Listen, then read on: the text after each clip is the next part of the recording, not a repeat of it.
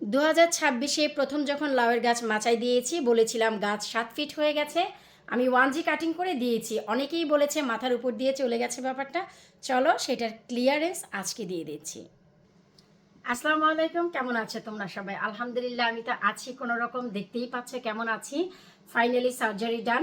তো last time আমি যখন এই সার্জারির জন্য আমার লাউয়ের গাছগুলো বাধ্য হয়ে বাইরে দিয়ে দিয়েছিলাম, এই যে দেখো এখন পঙ্গু, আমি এই এক হাত দিয়ে কী বা করতে পারতাম। আর হয়ে গিয়েছিল 7 ফিট। নর্মালি 10 থেকে 12 ফিটের পর আমরা হচ্ছে, সরি, 10 থেকে 12 পাতার পর আমি হচ্ছে তোমার 1G কাটিং করে দিই। 10-12 পাতা পর আমার 19টা পাতা হয়ে গিয়েছিল 7 ফুট লাউ গাছে। তো সেখানে আমি এটা বাধ্য হয়েই লাউয়ের মাচায় দিয়ে দিয়েছিলাম এবং তার একটা আপডেটও দিয়েছিলাম কি অবস্থা। মরে যায়নি, বেঁচে আছে। 3 দিন শিলাবৃষ্টি, অতিরিক্ত ঠান্ডায় 2 ডিগ্রি তাপমাত্রায় লাউয়ের পাতাগুলো ফ্রোজেন হয়ে গিয়েছিল। 8টা পাতা যেটা আমি কেটে ফেলেছি, আর নিচের দিকের পাতাগুলো কেটে ভর্তা খেয়ে ফেলেছি গত পরশুদিন, সার্জারির আগের দিন। তো যাই হোক, এখন হচ্ছে আমি ওই ভিডিওটা যখন করেছিলাম তখন বলেছিলাম যে আমার হচ্ছে লাউয়ের গাছটা হচ্ছে, যারা ব্যাপারটা জানো তাদের কথা তো আলাদা, আর যারা একদম নতুন আমাকে প্রশ্ন করেছো, যাদের মাথার উপর দিয়ে চলে গেছে 1G কাটিংটা কি, সেটাই তোমাদের সাথে আমি ডিটেলসে আজকে শেয়ার করতে পারবো। কারণ সেই পজিশনের একটা গাছ অলরেডি আমার ঘরে আছে। এই যে দেখতে পাচ্ছ এখানে একটি লাউয়ের গাছ, খুবই হেলদি আছে। প্রতিটা গাছ কিন্তু আমার এরকম ছিল ঘরে। বাইরে দেওয়ার ফলে ওই পাতাগুলোর অবস্থা সাড়ে সর্বনাশ হয়ে গেছে। তো এই যে তোমরা গাছটা দেখতে পাচ্ছ, শুধু একটু দেখো এই গাছটার যে মূল যে শাখা, ওই যে আমি বেন্ড করে দিয়েছি গতকালকে রাতে, কারণ এটা হচ্ছে গ্লাসটাকে একদম আঁকড়ে ধরে প্রেশার দিয়েছিল, তাই আমি একটু বাঁকা করে দিয়েছি। তো ওরা হচ্ছে এই দিকে বেন্ড হয়ে গেছে। তো এখন এই গাছটার প্রপার হাইটিং দেখতে গেলে আমাকে একটা বড় লাডার বা চেয়ারের উপরে উঠতে হবে। যেহেতু আমার হাতে সার্জারি করা, সেই কাজটা না করে আমি একটা অন্য পদ্ধতি করছি যেন আরও ইজি হয়। আমি যে কাজটা করলাম, উইন্ডো সেলে যে গাছটা ছিল সেটা হচ্ছে আমি ফ্লোরে রেখে দিলাম। ফ্লোরে রাখার কারণে এখন হচ্ছে আমার জন্য অ্যাক্সেসটা ইজি হয়ে যাবে, যে তোমাদের জন্য আমি বুঝাতে পারি 1G কাটিংটা কি। তো এই যে দেখতে পাচ্ছ লাউয়ের গাছটা, লাউয়ের গাছটার যে মূল যে তোমার কি বলে শাখা, আমরা সেই জায়গায় চলে যাচ্ছি শুরুতে, এতে করে তোমরা বুঝতে পারবে আমি কি বুঝাতে চাচ্ছি। এই যে মূল গাছটা, এই যে একটু লক্ষ্য করো, আমি একটু দেখাচ্ছি, ওই যে নিচের দিকে দাঁড়াও, ক্লিয়ার করলে নতুনদের জন্য অনেক ইজি হবে। এই যে গাছটা, এই গাছটার নিচের দিক থেকে পাতা গোনো, একটা পাতা, দুইটা পাতা, তিনটা, তারপরে হচ্ছে ধরবা চারটা, তারপরে এই হচ্ছে একটা 5টা, এই হচ্ছে একটা 6টা, তারপরে এই হচ্ছে একটা, আমি একটু উপরে উঠি, এই হচ্ছে তোমার 6টা, এই হচ্ছে তোমার 7, 8, 9, 10, 11, 12, 13, দেখো 14টা পাতা হয়ে গেছে। 10টার পরে আমরা 1G কাটিং করি। এখন অনেকেই বলবা যে আপু 1G কাটিংটা কি, তো চলো আমি সেটাও দেখাচ্ছি। এই যে আমাদের এই গাছে কিন্তু 14টা পাতা হয়ে গেছে।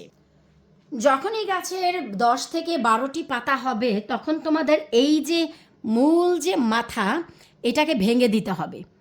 তারপর শুধু ভেঙে দিলেই হবে না, এই যে দেখো মাথাটা আমি, এইটা ভাঙলেই চলে, এই যে দেখো এইটা ভাঙলেই চলে, এই যে এইটুকু মাথা ভাঙলেই কিন্তু একদম পারফেক্ট। আমি হাত হচ্ছে একদম সোপ দিয়ে ধুয়ে এসেছি। তোমরা একটু ভালো সার্ফ, নাইফ বা সিজারের মাধ্যমে করবা, অথবা নিজের হাত ডিসইনফেক্টেড করে নিবা, এতে অনেক ইজি হবে। এই যে মাথাটা কাটলা, কিন্তু আমি কিন্তু তা করছি না, দেখো আমি না আরও বড় কাটছি। কেন জানো? কারণ হচ্ছে আমি যেহেতু এই গাছটা একটু দেরি করে বাহিরে দিব, তো গাছটা যদি একটু ছোট থাকে আমার জন্য ইজি হবে। এরপরে এই যে দেখতে পাচ্ছ আমি খুবই খুবই সামান্য একটু হলুদ আছে না, আমরা যে খাবার খাই, হলুদ নিয়ে এসেছি আমার হাতের ভিতরে।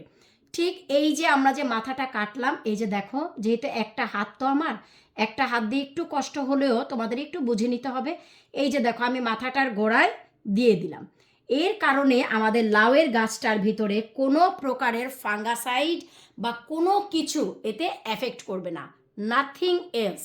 গাছটা আমাদের একদম সুরক্ষিত থাকবে 1G কাটিংয়ের পর। সুন্দর করে সাইডের শাখাগুলো বের হবে, যেটাকে কিনা 2G বলা হয়।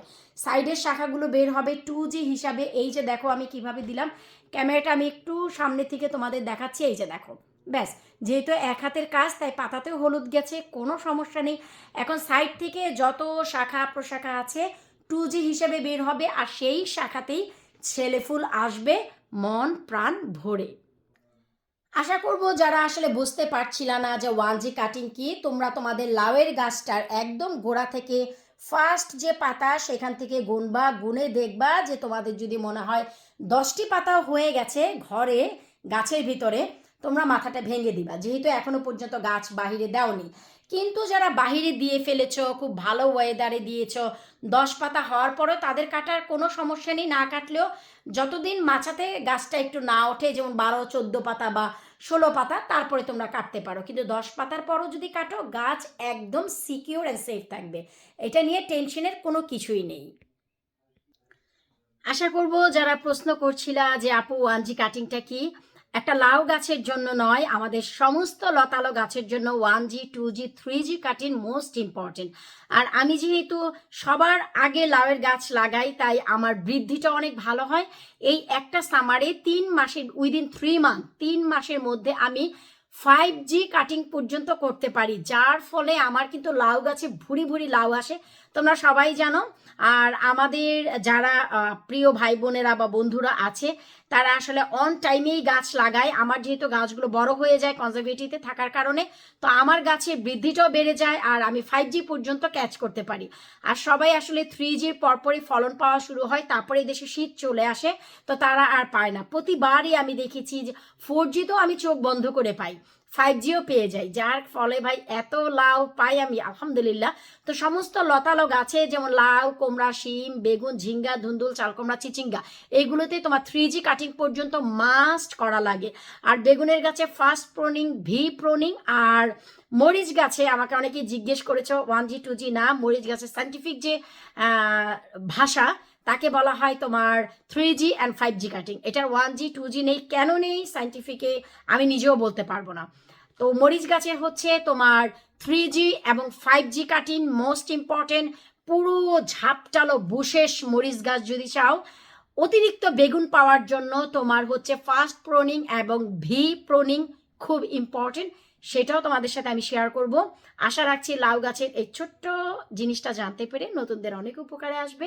বিদায় নিচ্ছে আজকের মতন। আমার পরিবারের জন্য দোয়া করবা, আমার জন্য দোয়া করবা, যেন আমার রাইট হ্যান্ড খুব সহজেই চলতে পারে। ভাই, বা হাত দিয়ে আমরা ইউজড না কোনো কিছু, গতকালকে থেকে অনেক সমস্যা হচ্ছে, তারপর আলহামদুলিল্লাহ হাসি মুখে তোমাদের জন্য এগুলি শেয়ার করে যাচ্ছি।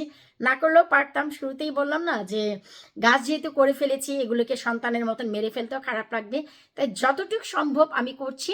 তবে হ্যাঁ, আমার হাতের প্রায়োরিটিটা হচ্ছে most important. Last 5 years suffer করেছি, এটাকে নজরে রেখে, ধ্যানে রেখে আমি বাকি সব কাজ করছি। আল্লাহ হাফিজ।